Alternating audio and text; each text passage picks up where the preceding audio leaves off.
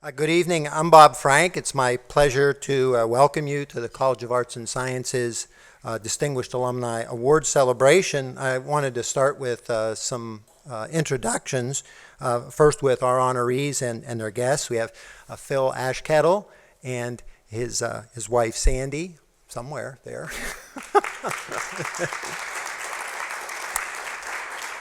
And Ralph Quattrano and his wife Leanne, sitting over here. And Peggy Vieriger over here.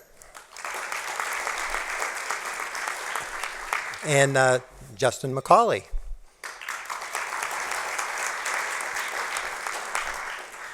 We have some other distinguished guests with us. We have the president and Mrs. McDavis.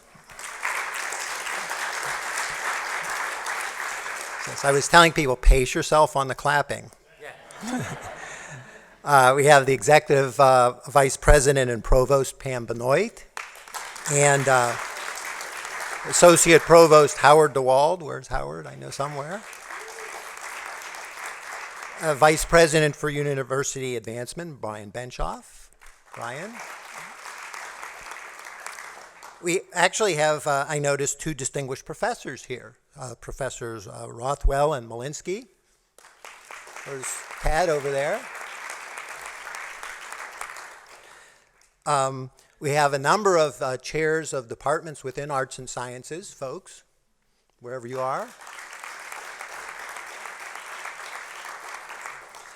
My fantastic staff of the Dean's office here.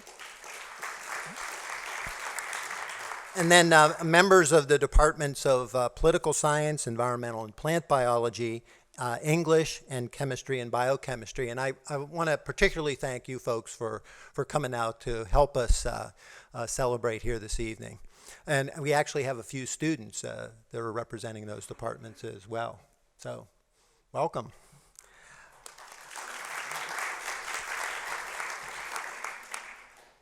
In addition to those who are here in person, we're also streaming to friends and family. So hello out there. I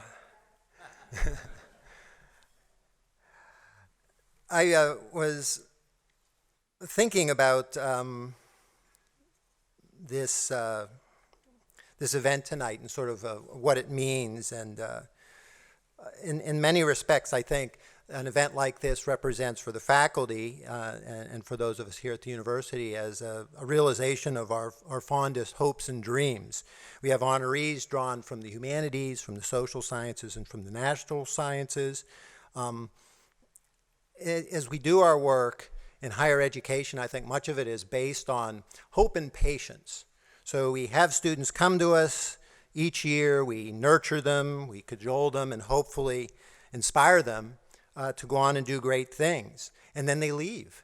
This was one of the most disappointing things to me as a faculty member. You spend this time with these people. It's like your children. They leave, and they don't call, they don't write. It's very disappointing. But we send them off into the world, and then we have an event like this, which then shows what we have wrought. And so it's a lot of fun to have an event where you recognize the accomplishments of the distinguished alumni that we produce. One of the interesting features of this, of course, is that these are somebody else's students for the most part. So we try to get some folks here who might have actually been on the faculty, but there's this kind of hopefulness that we have to have. And so I was telling some of the students who are here, there's all this pressure now because we expect you to come back. But I hope that people get a sense of being able to take some credit for this. Our progenitors have worked hard to provide experiences. We hope that that's made a significant contribution to the success of our honorees here this evening. But this is really, I think, a validation for the work that a university does, and therefore it's really something that's a lot of fun. So President McDavis is here with us, and he'll now be saying some words of welcome. I just want to give you some introductory information about him. Dr. Roderick J. McDavis is Ohio University's 20th president. This is his 10th year of service. Just had in 11th. In the 11th. That's a good point. It's in the 11th, right? He's the university's first African-American president and only the second alumnus to lead the university. So we're going to take credit for him, too, right? Dr. McDavis's contributions to higher education include assisting in the development of Ohio's technology commercialization plan, the state's first guaranteed tuition and fee plan, and one of the first of its kind performance-based funding models in the nation. As president, he's developed and implemented Ohio University's comprehensive strategic plan and has been instrumental in the success of the Promise Lives campaign, which has surpassed its goal of $450 million up to at least $470. Every time we talk, there's a couple extra million. So we're on our way to 500, right, Brian? Yeah. The Urban Scholars and Appalachian Scholars Programs, the Interlink Alliance Partnership, and Ohio University's commitment to climate neutrality are among the many initiatives that have come about as a result of his leadership. Dr. McDavis holds a bachelor's degree from Ohio University, master's degree from the University of Dayton, and a doctoral degree in higher education administration from the University of Toledo. He's the architect of Ohio University's vision to be the nation's best transformative learning community. I give you Dr. McDavis.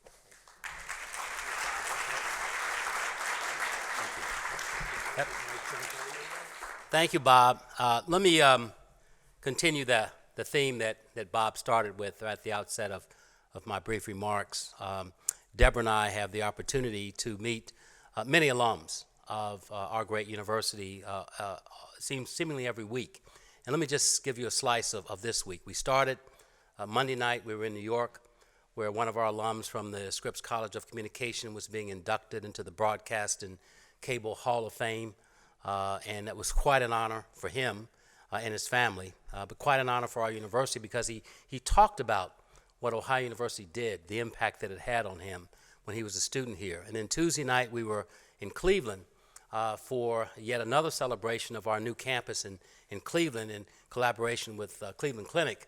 And we saw so many alums, many of whom were graduates of the College of Arts and Sciences. And then today I had the opportunity to be in Milwaukee to talk to one of our business alums who's the head of Harley-Davidson. So, you know, every week, everywhere we go, it's all about our alums. And we are here tonight to celebrate alums of the College of Arts and Sciences. And as I say to just about every audience that I speak to, we're standing on the shoulders of our alums for all the great things they do. We have many great academic programs throughout our university, and certainly many of those are in the College of Arts and Sciences. And every time we celebrate an alum, you know, we're standing on his or her shoulders because of what they have accomplished. And so indeed, Deborah and I are very happy to be part of this evening's celebration honoring our most distinguished College of Arts and Sciences alumni and friends. Our College of Arts and Sciences is central to our mission and vision of being the best transformative learning community in America. This college is the hub for both the creative and practical application of education. It provides the general education and liberal arts curriculum for all academic programs on our campus. Our renowned faculty in the college, which includes award-winning authors and nationally recognized researchers, provide the primary instruction for approximately 1/3 of the majors on our campus. This college clearly is at the center of what we do, and for many, many, many students who come through the College of Arts and Sciences, taking only the general education portion of their courses, when they look back on their education at Ohio University, they think of those professors they had when they were freshmen and sophomores, because you have shaped and molded their vision and who they are, and they never forget that. Through the college's departments and its unique centers and institutes, such as the Contemporary History Institute, the Center for Law, Justice, and Culture, the African American Research and Service Institute, and the Institute for Nuclear and Particle Physics. The College of Arts and Sciences links its cutting-edge research and creative activity with teaching. The success of these units is evident in the achievements of our students. This fall, students from the College of Arts and Sciences discovered a new species dinosaur in Tanzania. Others excavated the oldest known Native American home site in southeastern Ohio. Several arts and sciences students received awards for their publications or presentations at national and international conferences. Still others traveled to the Kennedy Space Center to assist with the upcoming plant experiment on the International Space Station. Without a doubt, these are exciting times for the College of Arts and Sciences and for Ohio University. The Liberal Arts Education Foundation provided by the College of Arts and Sciences has fueled the spirit of discovery among our students and alumni and encouraged them to cross boundaries and make a difference in the world. Tonight, we celebrate our distinguished alumni and good friends who are making a difference in the world. Their successes best illustrate the value of the transformative, broad-based learning experience they received at Ohio University.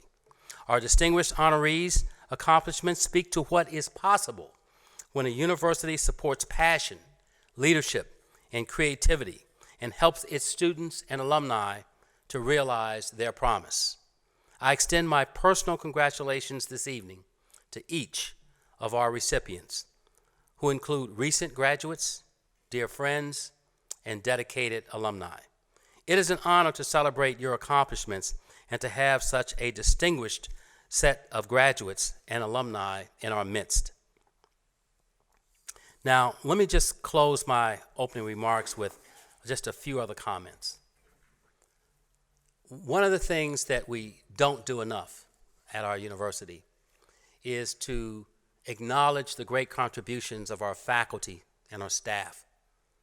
Without the contributions of our faculty and our staff, we would not have the distinguished alumni we are honoring this evening or other alumni that are not with us this evening. And I know that the faculty, especially in this room, you influence the lives of countless numbers of students, including me.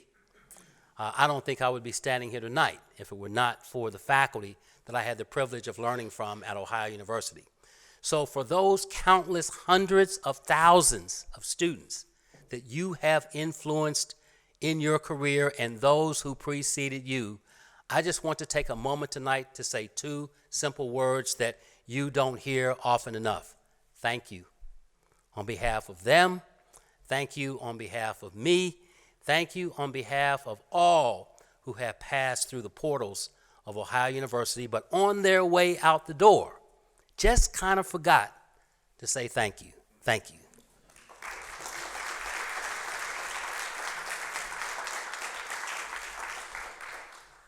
Okay, I'd like to invite Professor Steve Bergmeyer to come up and introduce our first honoree.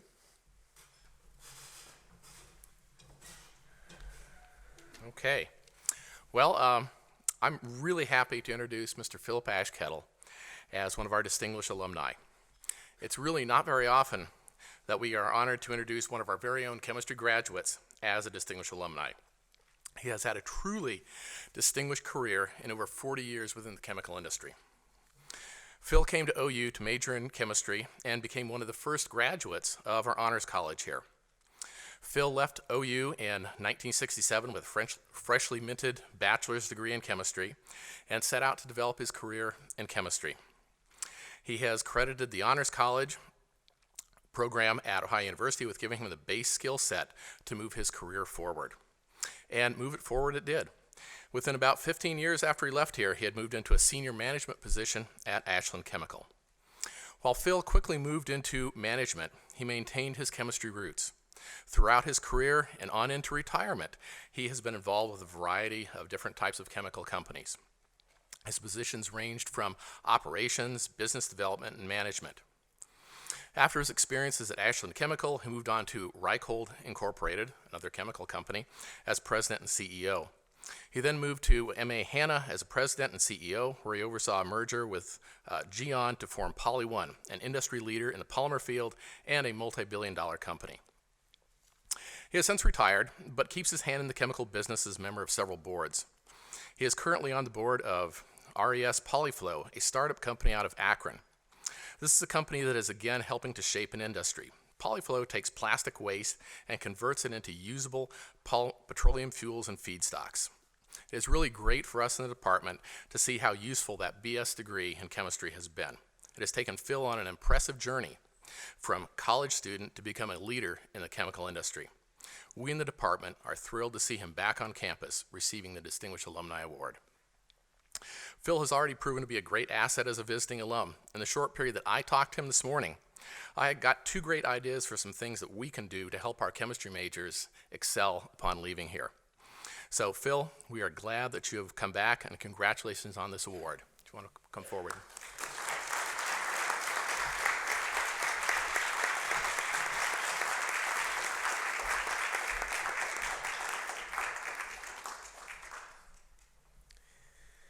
Thank you, Steve. Hello out there, streamers. I certainly would like to thank everybody for this chance to be recognized. I think it's important that first I thank and recognize my wife and life partner, Sandy. Would you please stand, honey?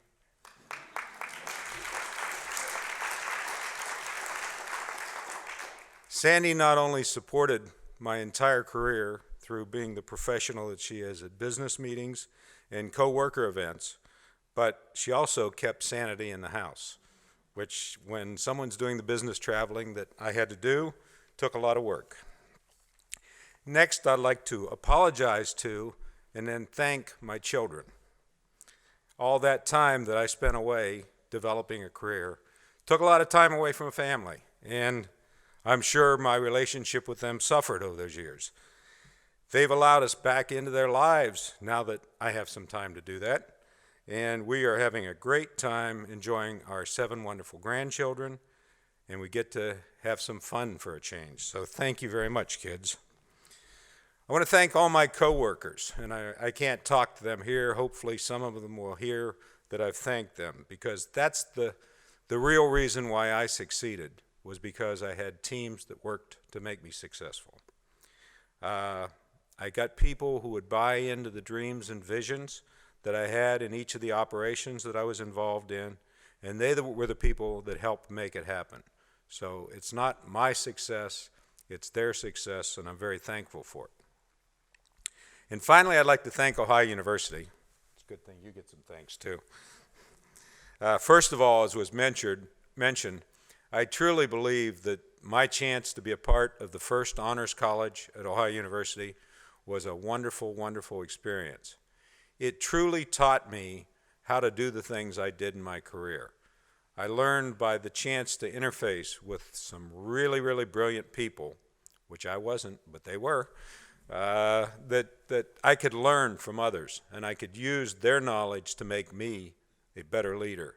And it worked very, very well throughout my career, and without that opportunity to have done that in the Honors College, I don't think I would have been the success of whatever I've been.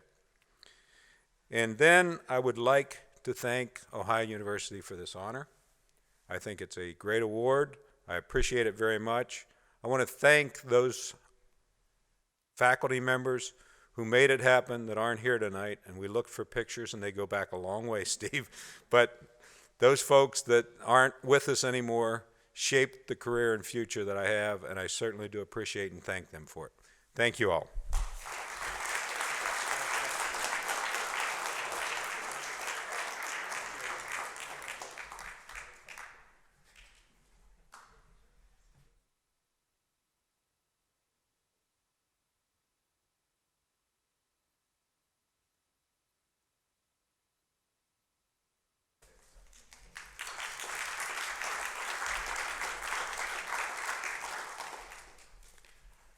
Okay, next I'd like to have Professor Alan Showalter come forward.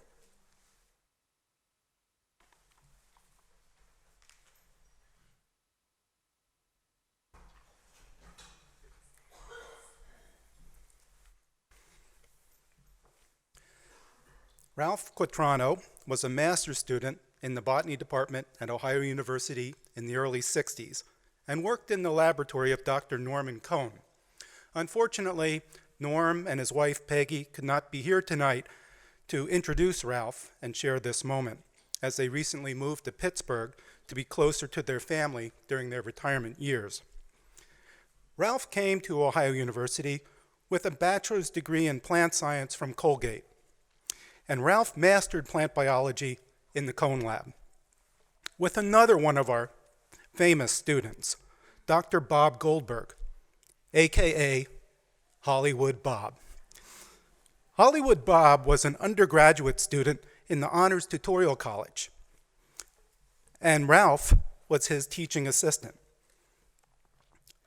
Hollywood Bob sends his regards from UCLA and credits both Ralph and Norm for getting him into plant biology. Ralph went on to earn his doctorate from Yale with Dr. Ian Sussex, a renowned plant developmental biologist. After that, Ralph got a real job.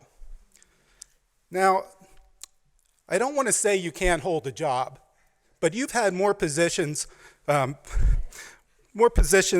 taken more moves than a cat in a room full of rocking chairs. Granted, you stayed at Oregon State for quite a while, but then you moved from Oregon State to DuPont in Wilmington, Delaware, and then to the University of North Carolina at Chapel Hill, where you served as chair of the biology department, in addition to being named the Couch Professor of Biology, an endowed faculty position. Clearly, Ralph wasn't satisfied having a chair and the couch. So he moved on to Washington University in St. Louis to pick up a new chair, the chair of the biology department there. And I really don't know what other furniture WashU was able to offer you, since you had to give up the couch in the move. I can only speculate that the furniture deal wasn't adequate, because soon after that move, or in a while after that move, he then became Dean of the Faculty of Arts and Sciences at WashU, and then Dean of the School of Engineering at WashU. In addition, Ralph was a visiting professor or investigator at many other different institutions, including the University of Naples, Cambridge University, the University of Leeds, the Marine Biology Lab at Woods Hole, and all of this helped to fill out his furniture line with international flair. I would also be remiss not to mention some of Ralph's other notable contributions to biology, specifically plant biology. He has published more than 160 research papers and given invited seminars and talks at institutions and scientific meetings worldwide. He has won teaching awards at the undergraduate and graduate level. And he's mentored over 20 graduate students and 40 postdoctoral fellows and visiting scientists. He was editor for 5 years of the journal The Plant Cell, the premier journal of plant biology, president of the American Society of Plant Biologists, and on the board of reviewing editors for Science Magazine, the premier science journal. Ralph is also a fellow of the American Association for the Advancement of Science, as well as a fellow of the American Society of Plant Biologists. Finally, I contacted a few of Ralph's colleagues to solicit some good stories for tonight's event. Unfortunately, many of the stories were not good. Ralph, what kind of colleagues do you associate with? Nonetheless, I would like to report some of what I learned. I must admit, this information left me wondering whether to do a roast or a tribute to Ralph. At the end of the day, I decided to take the upper middle ground and tell stories that would honor Ralph and yet provide a light toasting, not a roasting of this remarkable man. Here are some of the comments and stories I received by email. This one is from one colleague, a former Quatrano postdoctoral student, and I quote, "It was so long ago, I can't remember particular events well. If something digs its way out of my brain, I'll let you know." Ralph, please tell me, what kind of students were you taking into your lab? And were any mind-altering drugs used in your research at that time? This is from another colleague, a Quatrano faculty collaborator, and I quote, "I'm afraid I have no embarrassing, scurrilous stories relating to Ralph. I first met Ralph at a meeting at the John Innes Institute in Norwich in 1990. Ralph had given a lecture on the generation of polarity in Fucus. So I spent lunch telling him how much better Fiscometrella was than Fucus for the study of cell polarity. It's coming. He wasn't convinced, but he said if I ever get time off, I would be welcome to come to Chapel Hill. 2 years later, I was able to spend 6 months there, during which I started to wean him off Fucus. Subsequently, we have spent many years together and have many joint Fiscometrella papers. It shows he can be worn down if you are persistent enough," end quote. Okay, the reason I like that story was made clear to me by my wife. I showed her the story, but I did not read it to her. And she asked me, "What is Fucus?" and proceeded to phonetically pronounce the word for me. No, honey, it is pronounced fucus, and it's an algae, not a sex act. Ralph, if nothing more, you gotta love this colleague who got you out of that field and into Fiscometrella, where mispronunciation isn't gonna get you into so much trouble. Okay, I saved the best for last. It's from Hollywood Bob, and I quote, "After Ohio University, we parted ways for a number of years. Ralph going to grad school at Yale and then a position at Oregon State, and I went to grad school at Arizona and a postdoc with Eric Davison at Caltech, which is where our paths crossed again. Ralph was an ex-jock, having played football at Colgate. Eric Davison ran a summer embryology course at the Marine Biology Lab on Cape Cod in the early 1970s. And Ralph was involved in teaching a marine physiology course. His specialty, of course, was Fucus, a marine algae.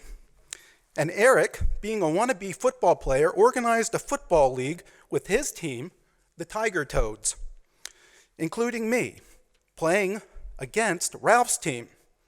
And Ralph and I literally bumped into one another on the football field, and I landed on the ground, and I hadn't had a haircut in 2 years. And Ralph said, 'Bob, is that you? I almost killed you.' That started a lifelong personal and scientific friendship. You can remind Ralph that he wanted to be drafted by the NFL, but Ohio University drafted him instead, which was a much better path for him, the plant world, and the many thousands of students that he inspired by his remarkable teaching. Which brings me to another story.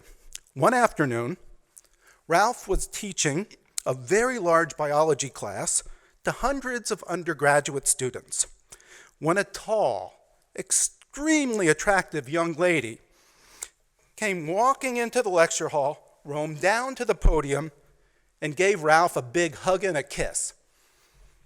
Oh. Much to the shock of these students, who thought, what is going on with Professor Quatrano and this young co-ed? However, as it turned out, it was his daughter, and when he told the class who she was, they all smiled and clapped and had a big letdown, as they thought they would have lots of juicy gossip to tell their fellow students when class was over. Ralph is a really unique guy, a fabulous teacher, a terrific scientist, a remarkable administrator, and most importantly, a supportive colleague." Unquote from Dr. Bob. In fact, Dr. Goldberg did add much more, but in the interest of time, I will close now and invite Dr. Quatrano to the stage to accept his award.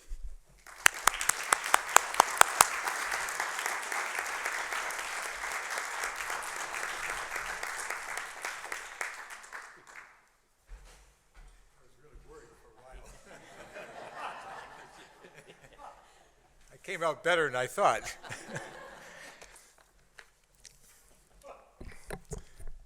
Thank you very much for the introduction, Alan. Could have been worse.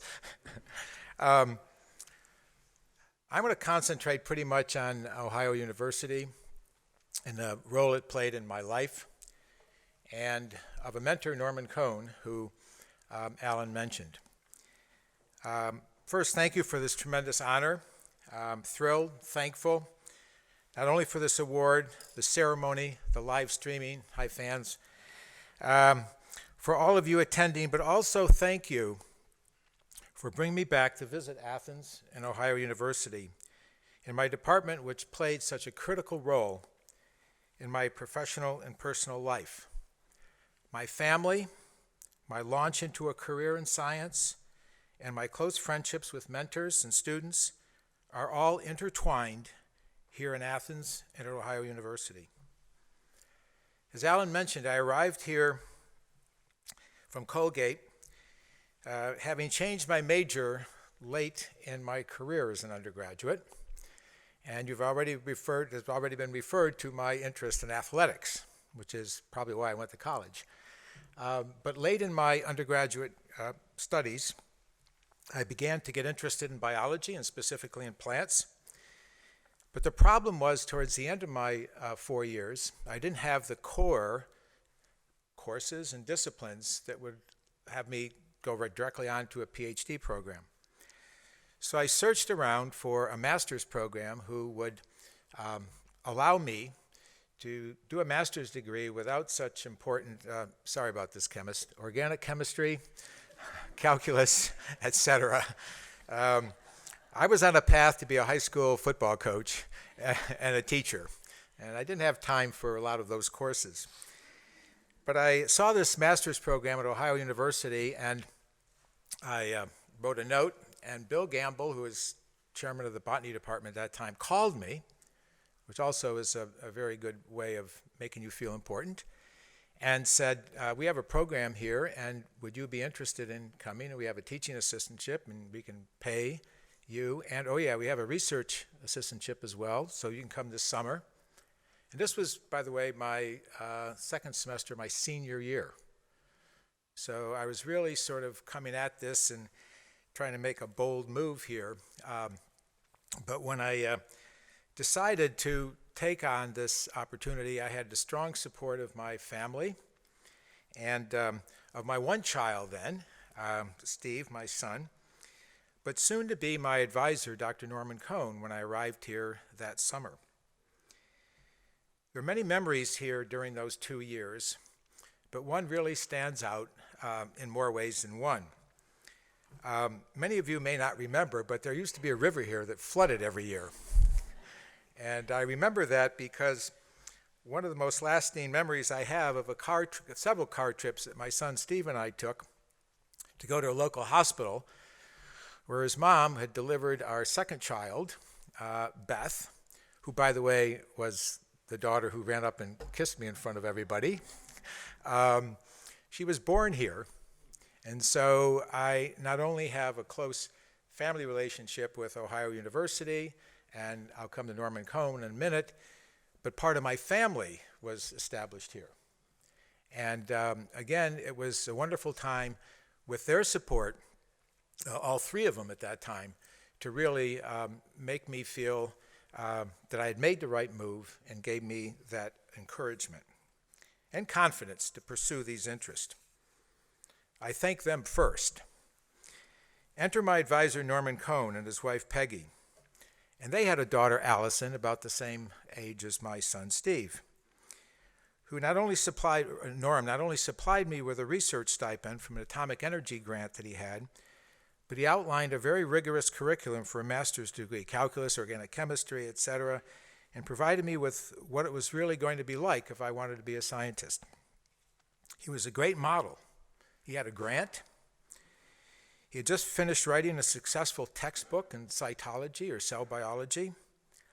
He was demanding, he was rigorous, but extremely supportive, and by example showed me what I wanted to pursue. And I think that that mentorship and that kind of relationship not only encouraged me to go on, but gave me an example, a model of, as Alan mentioned, the 20 PhD students and the 40 postdoctoral students that I've had as a mentor, and what impact you could have on individual lives, let alone the thousands that I lectured to over several decades. He recommended me for a PhD program at Yale. Norm had just finished his PhD in botany, and Peg, his wife, finished her PhD in zoology. They were a true biological family.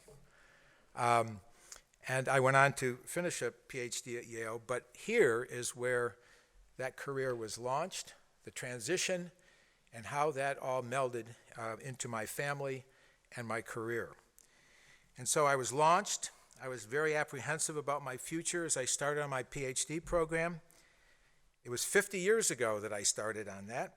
And again, with the strong support of family, but also with a confidence now that really materialized here at Ohio University. The example Norm set for me was the foundation of my being a mentor, as I mentioned, a teacher, and a scientist. I published my first paper here with Norm. So he was really very instrumental, and I hope he's watching tonight, and I'm sorry he's not here, but we're close. He understands this. I've said to him many times that he has had that impact on me. So I thank him. Now enter my wife, Leanne, 13 years ago. And you may have noticed the last several positions I couldn't hold that Alan mentioned were all at Washington University. And over those last 13 years, as in the previous number of years, I had the support of Leanne. She's my best friend. She's a strong supporter. And not only did Leanne enter my life, but I have two additional children, her children, 2.7 grandchildren, to go along with my 3 children and 5 grandchildren. So, Leanne, you've been terrific. You've made the last 13 years memorable, and all of this, what's happened in my administrative career, you've had a huge impact on making that happen. So thank you very much for that. And just to give you an example of how she sort of kept the perspective right is that when individuals asked how I could separate being a dean and running a research lab and going home, Leanne had one very simple rule: check your dean's hat at the door. And I think that those kind of words really helped in these last 13 years. So I want to thank Ohio University for this honor, this award. And I really have to thank Ohio University, my mentors here, and for all you faculty out there and students. Remember that it is important to be a good mentor, and it is important that you could have this kind of impact on one's life. So thank all of you, and thank Ohio University. Thank you, Norm.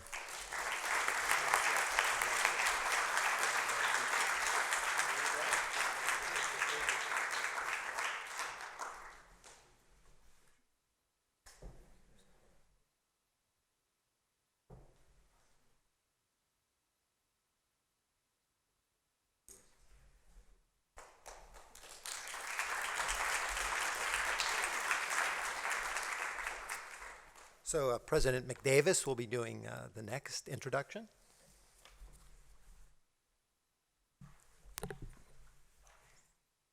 I am very pleased to award the next Distinguished Alumni Award to Peggy Viewigger. a 1971 graduate of Ohio University's College of Arts and Sciences. Peggy is an experienced corporate executive and business advisor. She is a former president, CEO of Suprestra in New York, a private equity-owned global chemicals enterprise that was once part of Akzo Nobel. Hope I'm getting all that right. Previously, she served as a general manager and business unit manager at Akzo Nobel Chemicals in the Netherlands for 15 years. Peggy is an Athens native, a rarity, who graduated with a bachelor's degree in English from Ohio University in 1971. Now, I'm a 1970 alum, and I tried desperately to find some folks. We didn't know each other when we were students here overlapping. I tried desperately to find some folks who could tell me some great stories about Peggy, but she has paid them well. So I couldn't find many stories to share from that era, but there are a number of stories that all of us have. I've paid people as well. It also is worth noting that she is the granddaughter of Don C. Peden, a former Ohio coach and athletic director for whom the university's football stadium is named. Over the years, Peggy's leadership skills and experience in strategic planning and management have been a huge asset to our alma mater. Her commitment and passion for Ohio University is evidenced by her wide-ranging service. Today, Peggy serves as a national trustee on the Ohio University Board of Trustees, a trustee for the Ohio University Foundation, and a member of Ohio Women Making a Difference, which was formerly Women in Philanthropy, and a member of the Promise Lives College of Arts and Sciences Campaign Committee. Thank you, Peggy, for the many ways that you enhance our university community. Now, Peggy is the kind of person that, as I've come to know her, has a great business acumen, but she's also somebody you can have a conversation with. And those are two qualities that are hard to find. So I think that Peggy is grounded so much in what she was taught by the faculty in English and on our College of Arts and Sciences, and that comes through because she can talk about a wide range of subjects and topics in any element that she happens to be part of, and certainly around any people that she happens to be conversing with. So she is the quintessential alumna of the College of Arts and Sciences, and it is my great pleasure to recognize Peggy for her professional achievement and dedicated leadership with the College of Arts and Sciences Distinguished Alumni Award. Peggy, please come forward.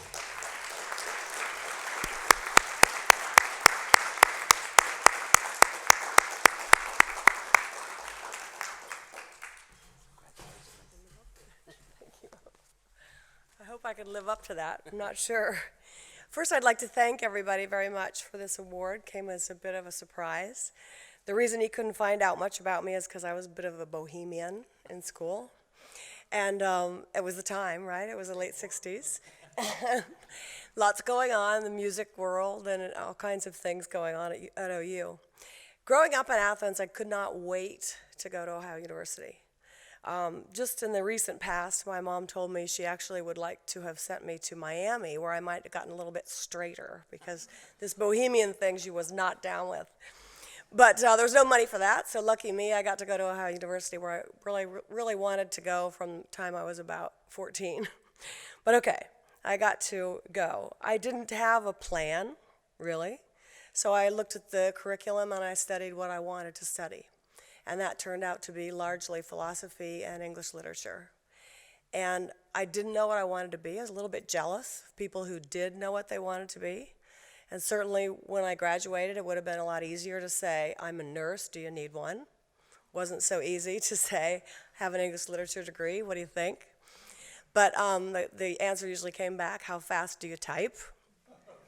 But it was a fantastic time in my life, and it opened my mind to all kinds of things, all kinds of people, all kinds of possibilities.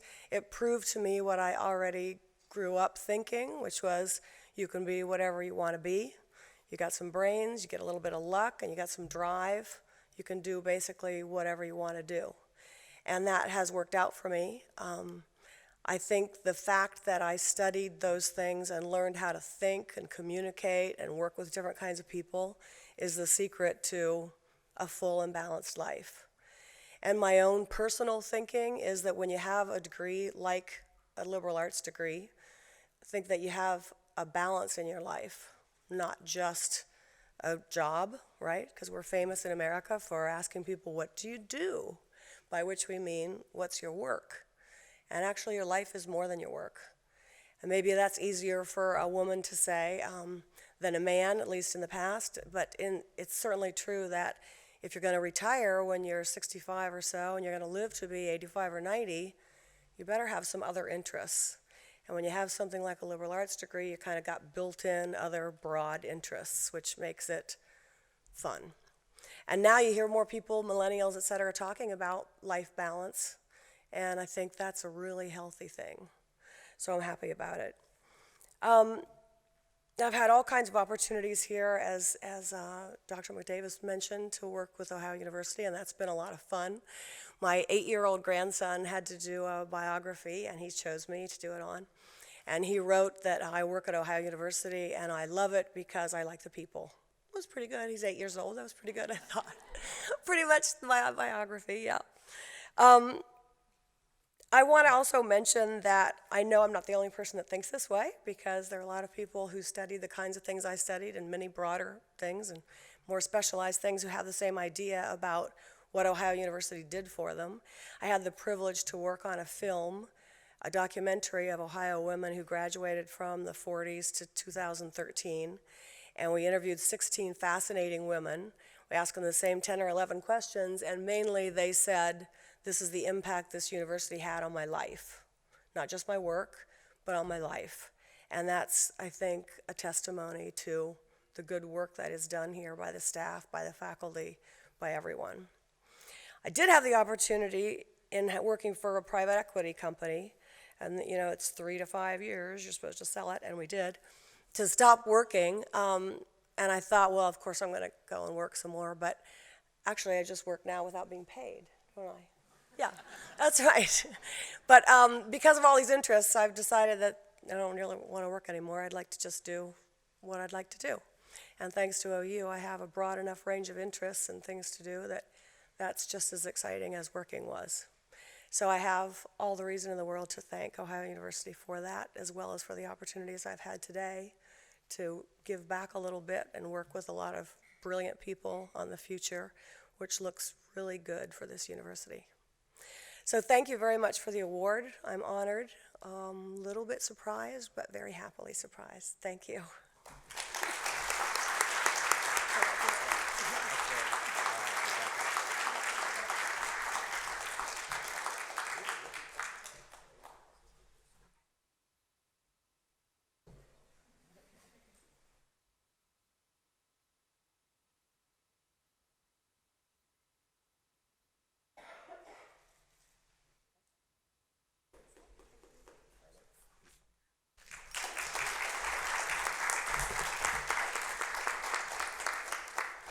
All right, so I think Professor Burton, you're up.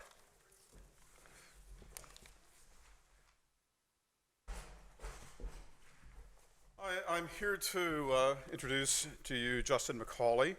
Justin was among my very first students here at Ohio University. So in a way, he showed me the ropes around here after I'd been gone for 10 years, and now I'm proud to call him a fellow Bobcat. Justin arrived here in 1997, and graduated 4 years later, 2001, probably leaving some of his friends from freshman year behind as they stayed for their 5th or 6th or whatever year. But if you know Justin, you know he's always eager to move forward. These days, Justin is president of McCauley & Company, a professional services firm focused on communications solutions for corporate and nonprofit clients in government relations, marketing, and competitive intelligence arenas. Justin began his career in the telecommunications industry before co-founding a government relations firm called Alumni Group in 2002. In 2002, the year after he graduated from Ohio University, mind you. And now he's looking to continue a long record of success at the intersection of business and government with a firm of his own. We expect great things from you, Justin. Justin has always been moving forward, but he doesn't forget where he's from. If you want to know anything about Cleveland, here's your man. If you want to know anything about Ohio University, here's your man. For all of us gathered here, Justin is best known as a dedicated and longstanding participant in the lives of students and alumni of Ohio University. His legacy of positive contribution is already substantial in his 30s. We look forward to our continued work together, you and Ohio University, and we gladly join in your celebration and celebrating your achievements so far. Out of respect for your valuable time, President McDavis, Dean Frank, I'll ignore the long list of achievements that this gentleman has racked up so far. I'll just say I have in my hand a very long list of achievements in the business community, in his community in Cleveland, in the national community, and here at Ohio University. Let me just share a few items of note. His service as an inaugural member of the Executive Advisory Board, service as the first networking committee chair and president of the Cleveland chapter of the Ohio University Alumni Association, and service as vice president of the Ohio University Society of Advocates, of which I'm a part. I'll stop there, so I have a couple moments to add some personal thoughts. Justin and I have not always shared the same political party, I don't think, but we do share a commitment to Ohio University students and helping them find a path from Court Street to Main Street or K Street or Wall Street or wherever they want to go. That can be hard here in Athens as students come in from Cleveland, also from Columbus and Akron and wherever. But it's sometimes difficult to see career options. It's difficult to see that you can be things more than a professor or a bartender when you're here in Athens studying political science or in another fine department in the College of Arts and Sciences. But Justin has been committed for years to help find students a path from their education here at Ohio University to a career that they will find fulfilling. He and I have had a number of conversations about this topic. In fact, I brought Justin into my class on political leadership yesterday, told him, don't bring a script, don't prepare for this, but for the last half hour or so of the class, we're just going to sit down and talk about how it is that a person can take a degree in political science or in some other department here at Ohio University and turn that into a career in Columbus or Cleveland or DC or wherever their heart may choose. And we just sat there talking about Ohio University graduates, fellow Bobcats who've done quite well for themselves and their communities in DC, in Cleveland, in Columbus. I think, if I can be bold, I'd pull the main topic of our conversation that the students also participated in is that it does matter who you know. It does. It does matter what you know. That does too. But more than anything else, it matters who trusts you. And as fellow Bobcats, as people who have shared the experience of being here in Athens and going to Ohio University, which we all here know is a unique experience. When you meet somebody in DC or in Cleveland or in Columbus and you find that connection, you have added one more name to that contact list that you as a student can use to continue to move forward. The only complaint I had about my students was that none of them, after the fact, even after asking questions and getting to know Justin a little bit, none of them came up and asked for his business card. They will hear about that next week. Justin is committed to bridging that gap. Justin is committed to Ohio University. Justin is committed to, I would say, everyone here. I think that was our key message in the class. That was our key message. You might add something. OU is great, and it can be a great time. But it could also be a place to prepare your mind, open your mind for the future, open your heart for responsibility, and add to your contact list as well. So Justin, thanks for keeping your 1990s era professor on the list. I appreciate it, and please come up.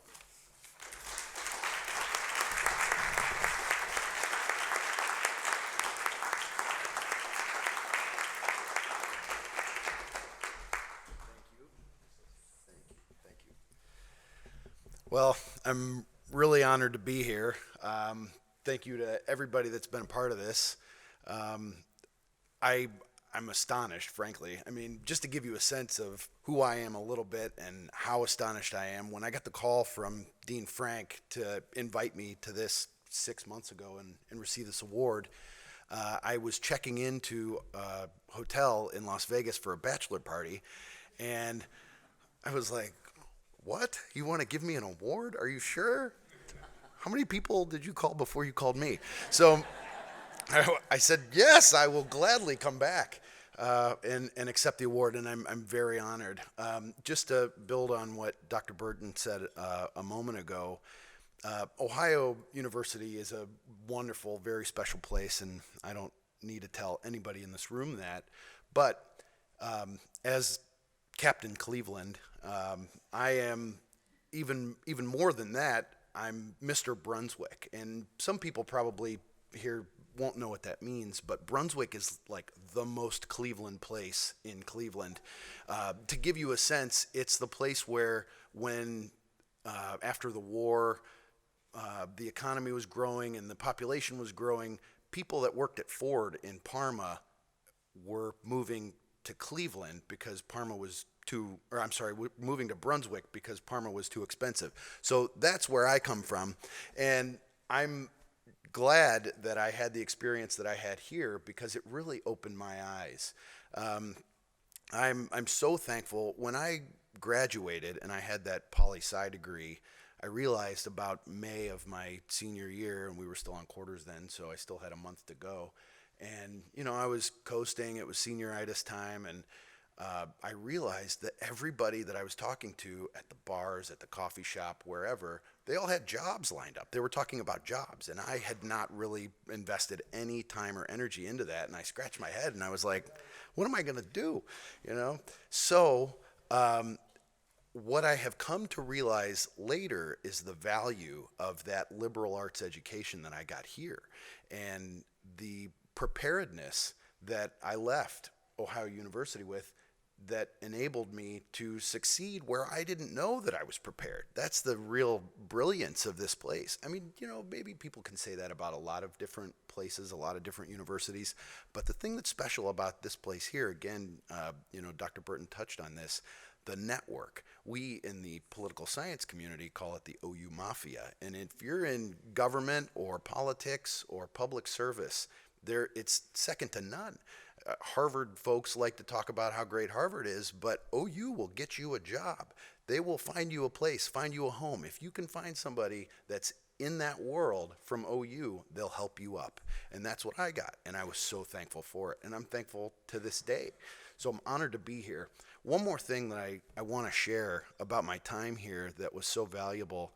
I'm an only child, and when you're an only child, your parents can sometimes be a little overbearing. My parents often put me under the microscope, and I appreciate that. I mean, I think it helped to mold me into who I was, but I wanted to come to OU, among other reasons, to get the heck out of Cleveland and away from that microscope. So when Dad's weekend rolled around, my dad and I did not have a particularly close relationship, but he came down for 4 Dad's weekends in a row, and we had the best time. And I ran into a guy down here just last night. We had dinner, who lived with me the last 2 years I was here, and he was bringing up stories about my dad on Dad's weekend, and I was laughing, and I thought to myself, I've got some great memories with my dad that never would have happened but for the experience that I had here. So I'm so grateful for that, and for everybody here who would, take the time to listen to it. So I would just wrap up with that and say, the only mistake that I made at OU was finishing in 4 years. I should have done that victory lap. I should have stayed 1 more year, and my friends were still here. Why not? So anyhow, thank you everyone. I really appreciate this honor, Good night.